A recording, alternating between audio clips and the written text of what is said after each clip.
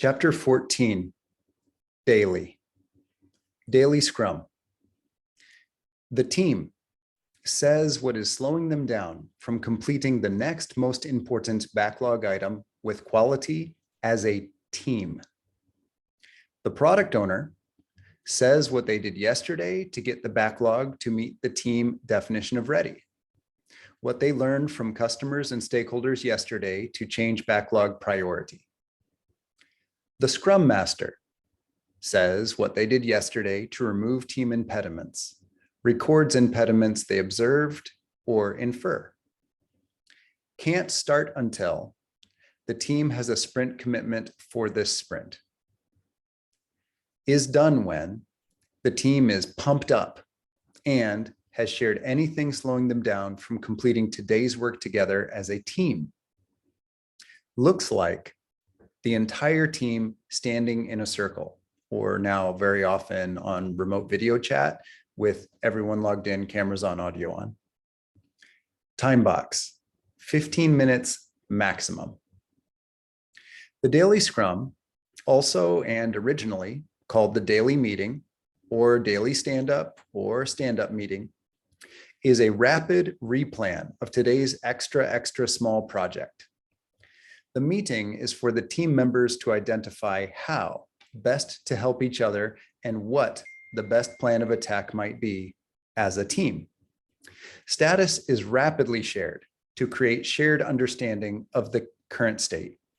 Status sharing is accomplished by team members updating the team agile board and then group agile board in pairs or mobs. Then the teams complete a miniature daily retrospective, a backlog refinement and sprint plan. In this case, treating just today as the sprint.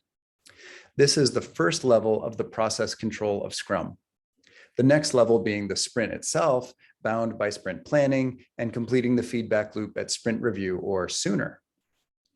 The daily Scrum is limited or time boxed to 15 minutes or less. This requires the Scrum Master or their designee to prevent in-depth conversation that would exceed the time box. Scrum Masters often keep a parking lot or backlog of possible future discussion points by writing down topics to discuss after the daily Scrum. Important discovered topics are not forgotten and are respected. This frees up all 15 minutes for the team to focus first on accomplishing the highest value activity. The highest value activity is making sure everyone understands the current state and the teams have maximized the plan to achieve today's goal with the highest flow and quality. Really, the meeting is motivational. The team further clarifies the emerging work so that it is immediately actionable and the team becomes excited to attack the work. Many Scrum Masters play mood music. The first Scrum team claims to have played rugby videos to build up team spirit. The daily Scrum meetings comes from Jim Coplein's research at Bell Labs. Bell Labs research teams reported observing 1 million lines of production code from a software team of 8 people in 31 months, which was later compared to pre-Scrum teams in Microsoft. The pre-Scrum teams at Microsoft were 52 times less productive in terms of lines of code per developer. This production measure is suspect. The amount of user value or even simply logic accomplished per line of code is completely unknown and incomparable. We can think of this like comparing 10 lines of text written in 2 different emails. One email is possibly a shopping list written in minutes, and the other email may be a complex poem written over several years. What was more evident in Bell Labs research was the level of creativity and new concepts introduced by the team with the daily meeting. More information on this is published in Borland Software Craftsmanship, a new look at process quality and productivity by James O. Coplein. The recommended format for obtaining the value of daily Scrum is to follow these 3 steps. 1, move cards to done. The Scrum Master may prompt for this if needed, with questions to the team like, What did I do yesterday that helped the team of developers meet the sprint goal? 2, what is the new top priority? The Scrum Master may prompt for this by asking the team or teams, what will we do today to help our team or entire group agile meet the sprint goal? 3, any process improvements for the sprint? This is our miniature retrospective to add small cards to the backlog that may improve flow, quality, morale, and value of the work. Often, these cards are automation tasks, robots, or software scripts, or both. All possible improvements are valid here, provided the teams believe they could be completed today. For more on this, please see Chapter 15, Demo and Retro. This event is ideally hosted in the Scrum room, the room the team is already doing the work, whether physically co-located or virtual. This is to minimize the change in context from doing the work. If the team is 100% remote, the daily Scrum will simply update the Agile board that is already up and open on everyone's desktop during all working hours.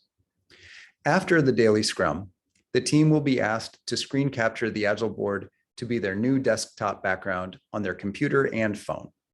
If the team is working in person, which is very common for hardware teams that are not yet fully robotic in production, the Agile board is typically a rolling whiteboard or large rolling monitor that is already in the working area. The team simply stands up from their parts or screens or machines and looks over the top of their workstations to see the entire team and the Agile board clearly for the maximum 15 minutes of the event. The daily Scrum is then immediately followed by Group Agile, where all product owners check if they are needed to refine new work for the group. Product owners check if they need to distribute new work across the teams and discuss how to increase the value of the product. The Scrum Masters attend Scrum of Scrums to gather impediments across all teams. Impediments, again, are anything slowing down flow or creating frustration. In this case, across and between teams. Impediments are collected in the group and distributed across the team's backlogs to get their impediments fixed. Developers refine and add cards to increase quality, which are again often automation or of anything that can be reduced near to a standard operating procedure. Okay, this part was written before I joined Tesla. This is slower. The structure is described here as slower. I'm describing in the book, in this version of the book, a daily Scrum or a daily stand-up meeting, and after that, a group Agile meeting, which has cross-team communication, cross-team coordination, team assist, ask for help, ask for questions.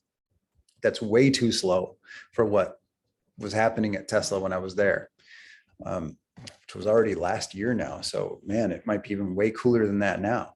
But what it was like there is there were no repeated meetings. There were no meetings. You just mob and swarm, period. And if people needed to know something, it would be visible to the mob or the swarm. There weren't meetings. Then if you needed to contact someone that was working somewhere else in another mob, in another team, in another area, you would simply text them. You would instant message them. There's no meeting for that. You just do it right then. And anyone would do it. And if you're in a mob or a swarm and that needed to be visible, that would be called out. So it was visible to everybody that communication just happened. So it's not like we even logged into Slack that would take our focus out of what we were working on. But a text message seems to be an encrypted private text message seems to be the right level that doesn't disrupt, doesn't break depth of focus. So there were no meetings, and there were no scaled meetings or repeated meetings or meetings of meetings or escalations. You just simply contact directly. Now, if you needed to swarm or mob with whoever you just messaged, either you would go join their mob or swarm, or they would join yours, and that's it. I mean, those were essentially what happened. You message and you join mobs or invite them to join yours or your swarm. So this repeated meeting thing is maybe an awesome stepping stone. And I may include it even in future versions of the book as a progression towards what I learned at Tesla. But yeah, I mean, we don't even have Scrum Masters at Tesla, or didn't last year. There wasn't any Scrum. There were shared account, like the whole team is responsible. And that was evident from the culture from your first 4 hours present. But this book, as written here, I do believe is an excellent stepping stone towards what Tesla is doing, especially for teams that cannot currently design, analyze, build, test, deploy, or have a sprint in less than 30 days. If your organization currently takes more than 30 days to design, analyze, build, test, deploy hardware or software or financial systems or business goals, the version of the book is written here is likely the very best in the world you could have or use. Then you can throw all this away or jump directly to what's essentially open space with lean coffee format and mob, which is the closest in agile words as I have to describe what is actually going on in Tesla. And it's actually even a little faster than that. It's not like we have exactly lean coffee format or exactly open space or exactly mob, but it's way closer to that than anything else I'm aware of in the agile space or in any defined and named space. At some point, maybe someone, maybe me, will be able to define and name what's actually going on at Tesla, or maybe even as far back as a year ago when I was there, or maybe even now. Maybe even someone can update it and make it clearly definable and repeatable. But for now, for people that are familiar with agile terms, it's a lot closer to open space with a lean coffee format and mob. Okay, let's continue. For more on why and how this works, even in fully chaotic environments, we highly recommend the book Team of Teams: New Rules of Engagement for a Complex World by General Stanley McChrystal, 3-star general retired. General McChrystal explains how a teaming structure, very similar to Group Agile, was used in the Joint Special Forces Operational Command, or JSOC, a network of multiple nations' special forces military teams, to increase the number of missions accomplished per month.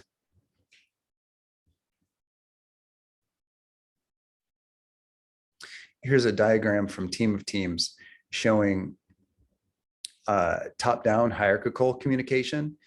Someone says, I need these people to know this, and they divide up communication across reports, and they divide up communication across teams, standard top-down command and control. This can also be used for bottom-up communication, where communication is filtered to your superior, which is then filtered to your superior on a need-to-know basis to hide communication.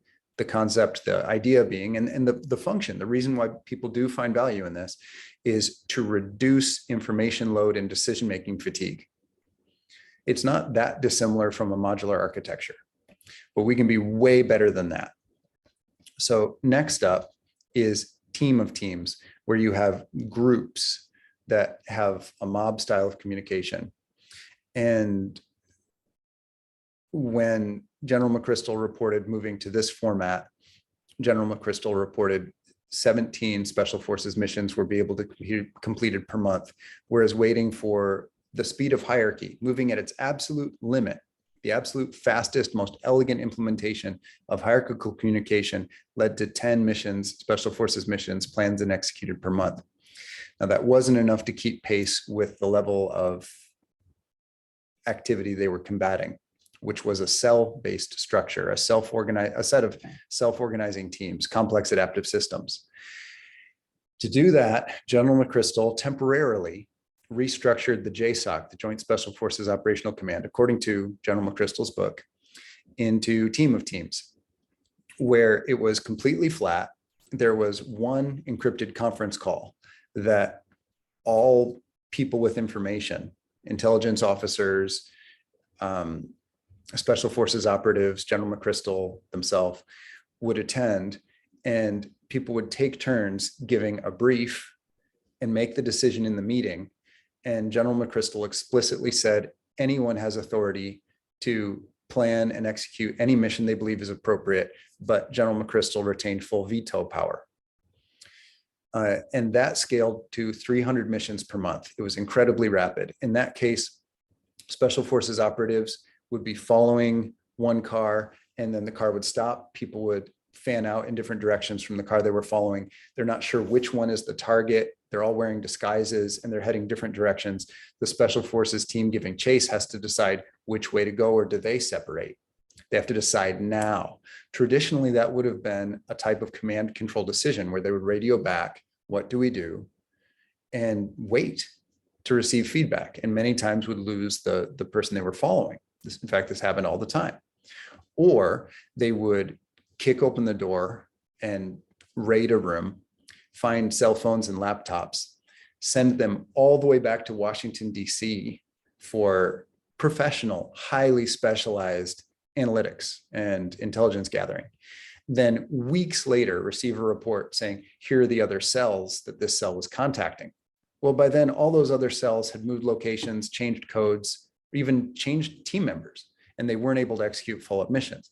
In this case, the Special Forces team would have real-time conversation with some of the intelligence experts, and they wouldn't have the same in-depth level of analytics, but they could at least see last number dialed on the cell phones in the room, do traces, attempt to find owners, and potentially go 3 houses over or 6 buildings back or whatever, and immediately the same mission, the same time frame, go through the adjacent cells. And General McChrystal reported this to be far, far, far more effective. Instead of having handoff by bureaucracy with information limiting, everyone who had to be involved to make a decision was in the meeting at once, including McChrystal, and they all had decision-making authority. Now, rank was still applied, and that an upper rank could veto any under rank's decision, but no one under rank had to wait. In fact, they're explicitly told never to wait, make a decision and start. If it's important enough for someone above to say change plan or stop, they'll say it right then because they're present. And by definition, if they're not present, they're not necessary to make the decision. And that was super fast. The daily scrum is not an end in itself and is a disruption and time away from work. If the team is already mobbing together with high flow and high quality, and if quality and speed are increasing and morale is high, many teams will transcend stopping to host the daily scrum altogether. The format of the event of the daily scrum is effective to break through a self-reinforcing cycle of release of malaise and slowness, as described at the end of chapter 13, Sprint. Again, 3 roles, 5 events, and 3 artifacts of Scrum are only the bootstrap. The goal is to abandon these once the organization has achieved even leaner methods of accomplishing the outputs of each of the 3-5-3 of Scrum. Jeff Bezos, CEO of Amazon, describes the maximum team size as a team that can be served by 2 pizzas, which is translated to be roughly 6 people. Jeff Bezos' actual direct quote is, never have a meeting where 2 pizzas couldn't feed the entire group. And that then, when I consulted to the leadership team at Amazon, was broadly applied to be no team should be either, because a team by definition is working as if it's in a working meeting. Why is this true? And why is it so important for investors and Scrum Masters? Team communication is optimal in small groups, especially if there is an issue of contention. The mathematics compound like this. If one person has all the knowledge and skill and capability to complete a task as fast as they can think, there is no external communication pathways required to make decisions and continue working on the project at maximum speed. If 2 people are required to have all the skills to design, analyze, test, and deploy the solution and make all key decisions about it, there is one communication pathway between the 2 people that bottlenecks collaboration, attempts to better understand each other, the work, and make the best available decision. Now, Elon Musk famously says, verbal or written communication is highly lossy, has high loss. And that's been observed to be true in communication studies of the best intention. I actually might say that here in the book.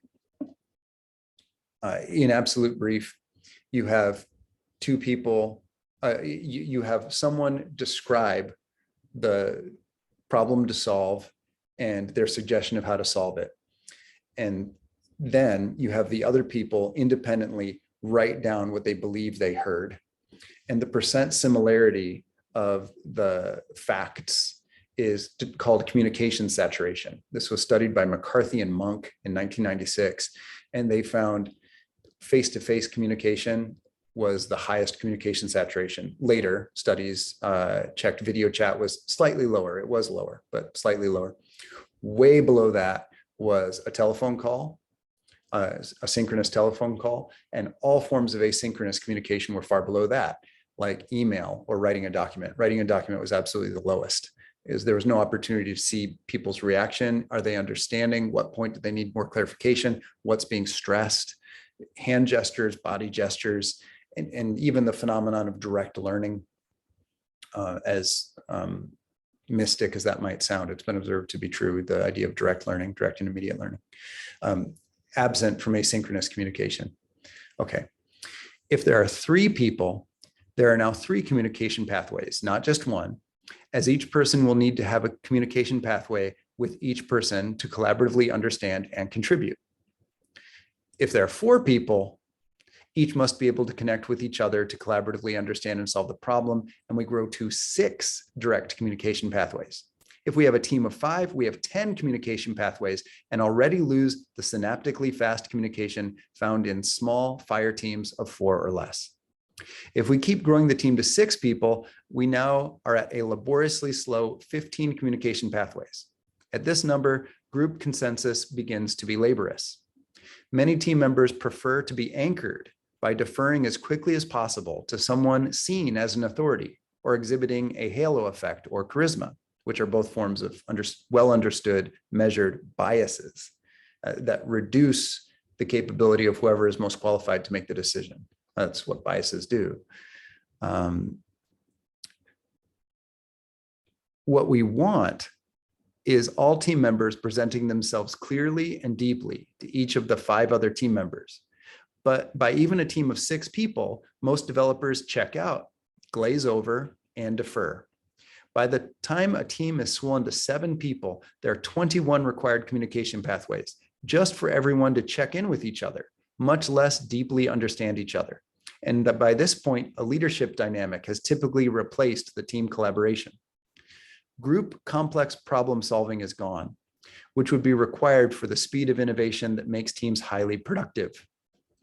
To take this exercise to a morbid conclusion, a team of 10, which is the maximum determined by the current version of the Scrum guide, the maximum Scrum team size is 10 currently.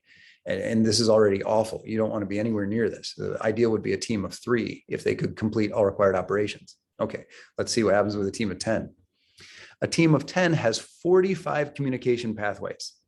By this size, we truly are not teams anymore. We have become a group of people working near each other. A team has a team dynamic of a single shared goal worked collaboratively. Therefore, a team is very unlikely to work well with too many people. A group of 20 has 190 communication pathways. The formula to make this visible is n times parenthesis n minus 1 end parenthesis divided by 2, shared in the landmark book, The Mythical Man Month by Fred Brooks. If a team is made of more than 4 people, it is simply less effort for all people to expose a shell of our personality and knowledge. This shell, or mask, simplifies our thinking and choices and reactions. Humans do this so that others may find us predictable and not have to use time and effort to understand our perspective on each topic. Our team members are relieved as well.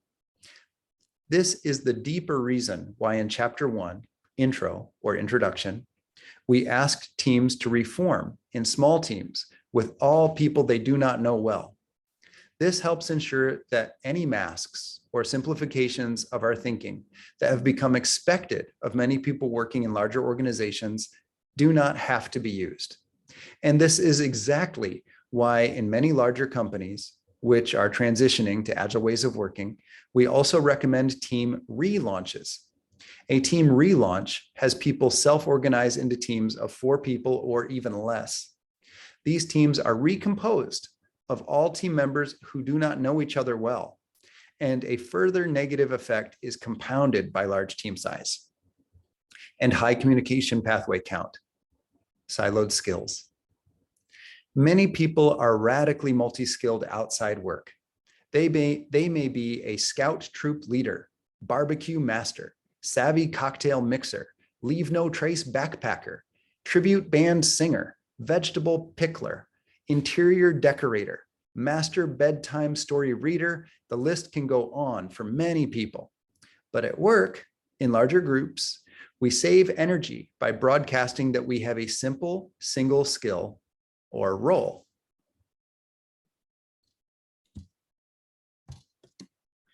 We may have a mindset that says to others, accept us to be only knowledgeable on this topic and do not bring other topics to us.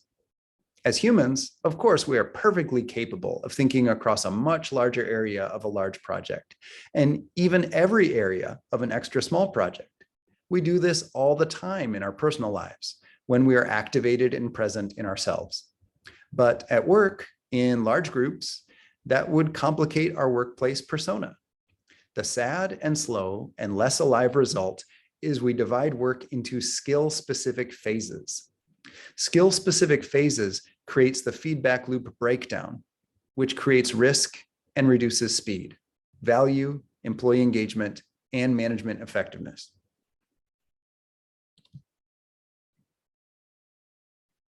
Scrum Masters are trained in one of the roots of this, how to optimize communication pathways across a project. Large teams also create leadership complexes that are non-sustainable. A group of more than 5 people will begin hunting for a leader figure to make decisions for the group and exert charisma.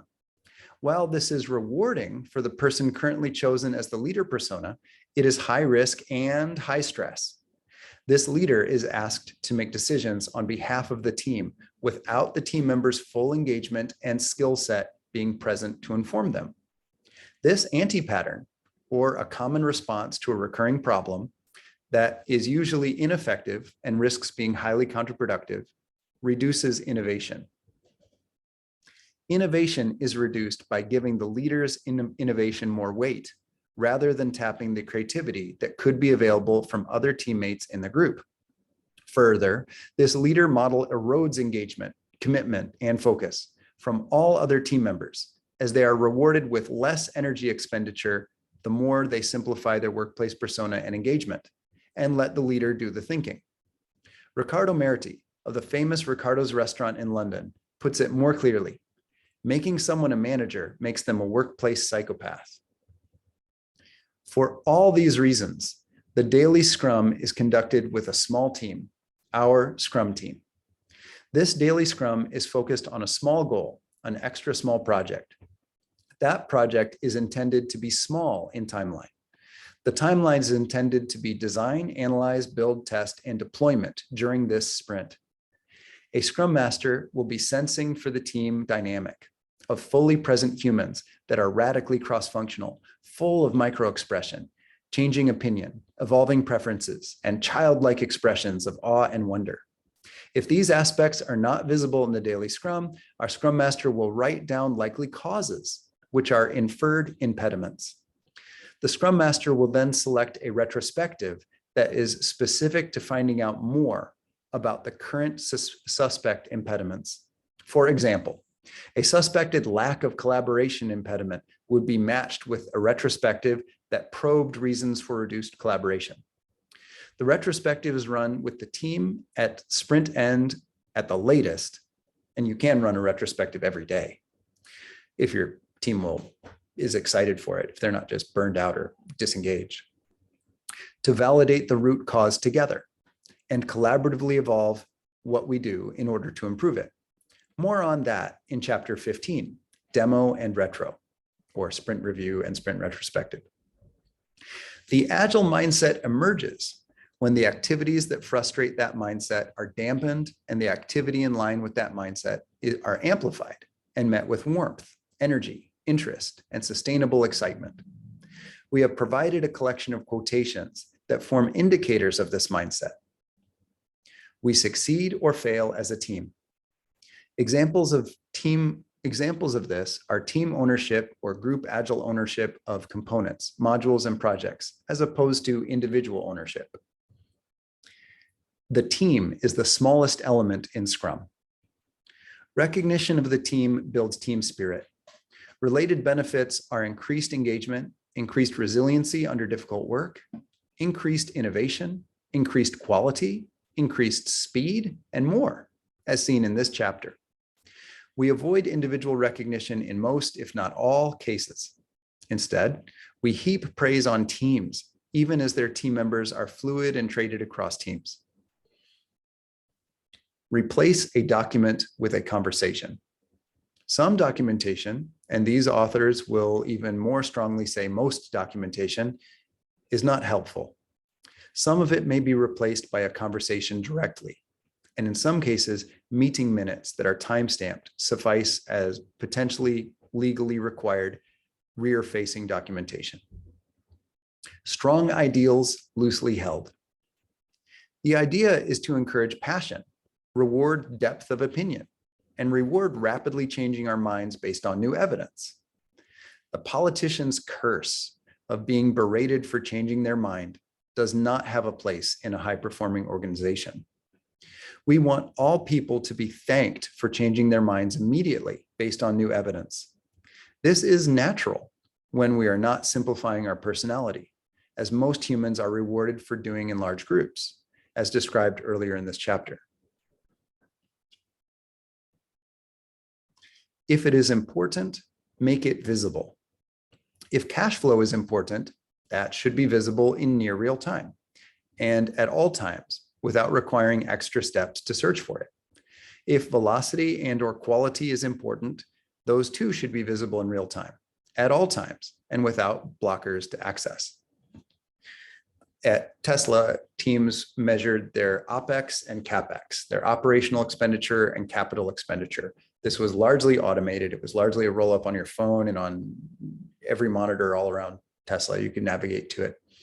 So operational expense is the cost to run the team, any leases, burn rate, financial burn rate. CapEx is use of acquired materials, like use of factory floor space, which is owned, not leased, use of machinery, which is owned, not leased, etc. So those together give you a picture of total cost to run the team for a length of time. That is then under the divider bar for value. So you have value divided by burn rate, cost to run the team, which is determined as CapEx plus OpEx. Value is in terms of value to the company, in this case, value to, well, to the mission, the ultimate mission, expanding the light of consciousness among the stars. If you optimized a diesel engine at Tesla, that would have very little utility on Mars or any other planet except Earth. So its value would be super low, even if you made a large improvement in the efficiency of a diesel engine. Well, actually, it would reduce emissions and fuel consumption here on Earth, which would reduce risk to the human species by Tesla's calculus. And so actually the value might not be that bad. But solar power, or many people are surprised that Elon Musk is supporting nuclear power. Well, nuclear power actually makes great sense for other star systems, interstellar travel, especially far away from starlight travel. So you can start to see the value calculus. So by this metric, if a team thinks they can improve the efficiency of a heat pump by any percent, even 1%, and they think they can do it in a week, they have an awesome incentive to try, because their value calculation would look really good if it takes only a week of this team's time and CapEx and OpEx, and they can improve all the heat pumps going forward by 1% efficiency. That has a massive outweigh effect of the expense to run the team. So those are the primary metric in Tesla, as I experienced it for all teams, was value. And sometimes value is really hard to estimate, but trying to value divided by burn rate, which is defined as CapEx plus OpEx. And that number is real time, like within seconds on your phone, if you've taken the time to automate it. And anyone could propose a better measure for the team, a better measure for the way CapEx or OpEx is measured for the team, or a better measure for value. And if majority won, that new formula would be used for the real-time calc at any time. Never break the build. The idea here is that there should always be a working version of each module of the product. When Wikispeed Inc. developed their cars, well, our cars, the first step was to race to a complete working testable version of each of the 8 modules. Then the modules were each iterated. Maintaining compatibility with previous versions was important. Then there was a testable version of the car at all times.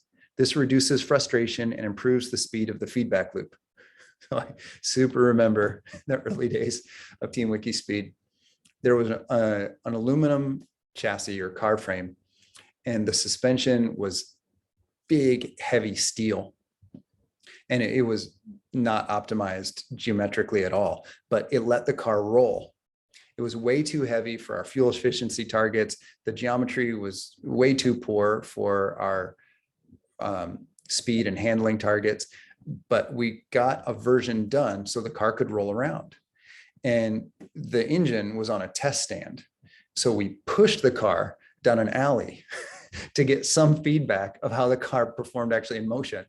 And bit by bit, we were able to have an engine module that ran, that went inside the car, that fit inside the car, and integrate these modules as early as possible. It ultimately took us 3 months to have a road legal thing that we could drive on the road. So our real first sprint was 3 months, but every 1 week we did integrate and got some feedback, pushing the car down the road, eventually coasting down hills and testing brakes, and we could integrate test early.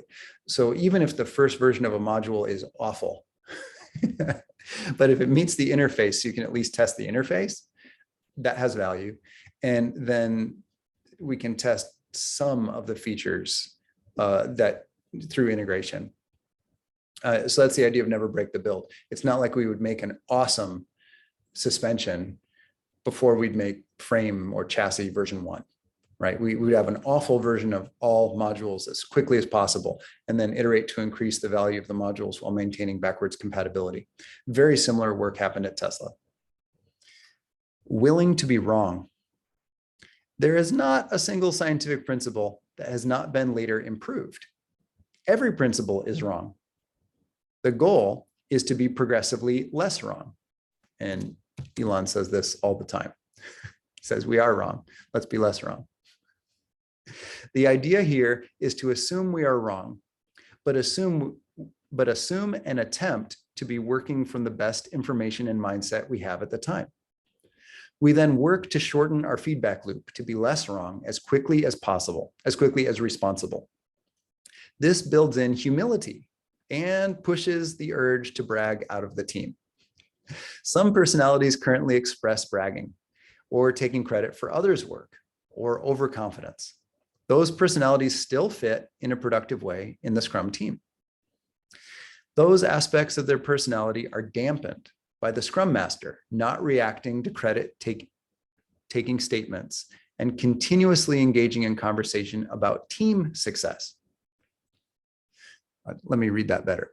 Those aspects of their personality are dampened by the Scrum Master not reacting to credit-taking statements. I wonder if I can word that more clearly. So people who make credit-taking statements, I did this, or I sent people here. The Scrum Master doesn't react to those, or tries not to, and instead reacts and emotes and engages and exerts charisma if they can when people talk about team successes. We did this. Our team decided to try this. Our team was wrong, and now we're a little less wrong. And the Scrum Master attempts to amplify those. Assume good intent. This is related to the retrospective mindset and open space technology rule that the only thing that could have happened is what happened. It avoids expending unnecessary energy on past, now non-changeable activities, and promotes moving through the responsibility process and stages of grief completely and almost instantly. For more information on open space technology, which is frequently used to accomplish self-organization around emerging topics in groups of any size, we recommend the book Open Space Technology, A User's Guide by Harrison Owen. A summary of the open space method is available at openspaceworld.org. For more information on the responsibility process, we recommend the book The Responsibility Process, Unlocking Your Natural Ability to Lead with Power by Christopher Avery. A summary chart of the responsibility process is available at appliedframeworks.com/the-responsibility-process-letting-go-of-blame. For more information on the stages of grief, we recommend the book The 5 Stages of Grief by Elizabeth Kubler and David Kessler. A summary chart of the 5 stages of grief is available at grief.com/the-5-stages-of-grief. Abundance mindset in a post-growth market. The idea here is that if we are ever cheering for someone else's failure, we have set our goals to be competing in the belief that there are finite resources or customers. A potentially evolved mindset will rephrase goals to create new value above and beyond current customers and business goals. That is, instead of competing, attempt to create entirely new values. This is compatible with the idea of degrowth, less is more, environmental stewardship, and being happier with fewer resources. The idea is to focus on value creation and measure that in the most innovative way possible. Scrum Masters systematically and relentlessly remove impediments to any time spent not creatively solving problems. Developers help by automating standard operating procedures, SOPs, to provide the maximum energy and velocity to creatively solving problems. Monotasking. As seen in Chapter 11, Focus, teams that prioritize and reject low-value work as a patterned habit with little stress or second guessing outperform teams who don't by over 500%. Sometimes we need to create the community we want. Part of this virtuous cycle of rapid feedback loops of real working delivery is how quickly even better possibilities become executed. We rapidly outpace our initial understanding of what we thought the best case scenario could be. This opens up a possibility that was traditionally very high effort, which is to create new communities, ecosystems, even lifestyles, locally and/or globally. The idea is to envision the type of improved community we believe has more value than the current situation and put it in the backlog. Specifically, the impediments that are not allowing that community to spontaneously emerge are put in the backlog and systematically removed. In this way, groups like EduScrum are systematically improving global education, and Oxfam is systematically improving justice and reducing poverty. Joe Justice participated in this with the Bill and Melinda Gates Foundation. Rotary International partnered with the foundation, the Bill and Melinda Gates Foundation, to systematically reduce polio spread in the congested areas of urban India. The technique was to deploy small cross-functional empowered teams to grid squares across the map of India's most dense cities. Each team would then independently develop their own plan and utilize their own budget as they deem necessary to achieve the shared goal of full vaccination coverage. Iterations continued until the World Health Organization announced polio had been successfully eradicated from India. Iterate and speed up. As a Scrum Master, we do care about speed of delivery. We help guard quality by reminding our product owner that nothing is counted as done unless it meets the quality bar. The quality bar is stated clearly and publicly as the definition of done, as we saw in Chapter 3, Build. Our focus is relentless, pleasant, playful, and effective removal of impediments. The impediments are anything reducing the speed of delivery.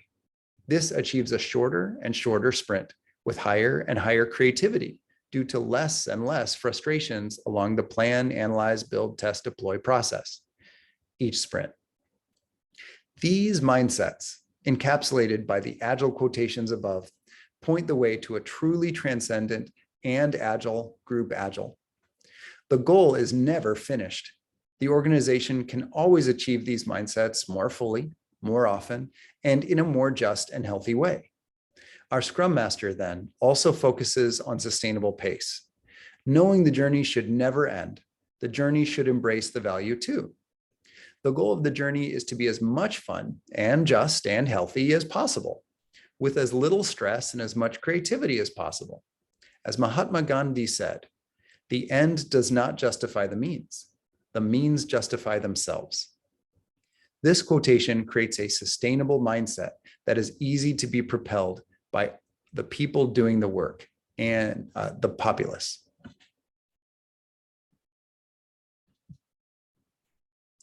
The mindset scales by self-reinforcing along the journey. These are attributes that reduce risk during an agile transformation. For more about agile transformations, we recommend our seminar and book, Agile Transformation, available here, www.abi-agile.com/en/book. There's another point that I didn't mention here, and that's psychological safety. So the team goal during daily Scrum is to attempt to remove impediments that allow psychological safety to more naturally, more effortlessly, and more often emerge. Google measured teams for effectiveness. They measured this many ways through Google Analytics internally to attempt to find the highest performing teams. Then Google attempted to identify what common traits existed across the highest performing teams at Google. And Google reported in an article that's now public, psychological safety was the single highest indicator of high performing teams, high levels of psychological safety.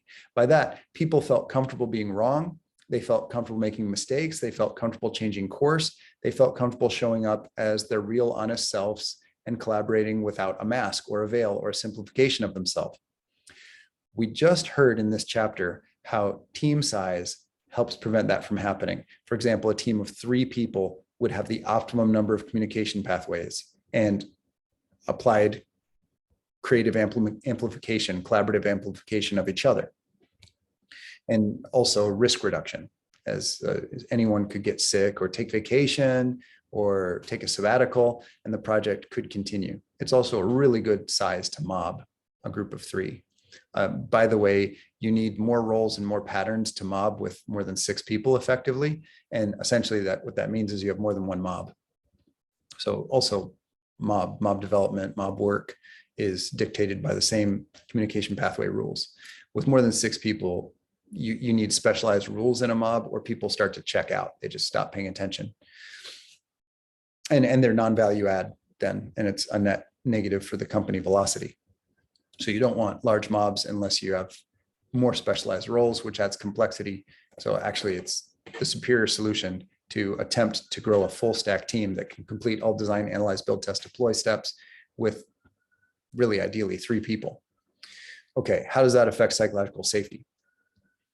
In a team of 3, there's enough time and few enough communication pathways that people can discuss like this. Here's what I think we should do. Here's why I might be right. And here's why I might be wrong. And here's what I don't know that I wish I knew. What do you think? And other people can respond with the same level of depth. This allows the absolute best option to emerge quickly. If you have a group of 6 people, it's really hard to have that level of conversation, and it's tiring. It uses energy and it's slow. What more often happens is we put on a mask to simplify ourselves. We say, look, I'm just the tester. Ask the designer. This silos us by skill. It creates disengagement, and it also creates dissatisfaction with our professional capability. And those same people then go after work and are radically cross-functional. And they crave something to put their passion and energy and create self-validation by keeping their own promises, doing after work. So they become highly engaged in other activities, which is awesome. But that means then they show up at work tired because they're checked out, counting down the days to retirement. So if you want a highly creative, collaborative, and fast workplace, that's not the answer. Also, those people really are just losing hours of their life. It is simply not respectful to people. That is what creates psychological safety. So what you want as a Scrum Master is to listen during the daily Scrum. Are people talking about real problems that bottleneck speed that they're trying to find? And are they talking about it in nuanced ways? Like, here's what I think might be our slowdown point, our bottleneck. And here's what I think might be today's goals. But here's why I might be right. And here's why I might be wrong. And here's what I don't know. And if people can have that conversation in that level of detail in less than 15 minutes, your team is probably the right size. It probably has high psychological safety, and it's probably deeply embodying the agile mindset.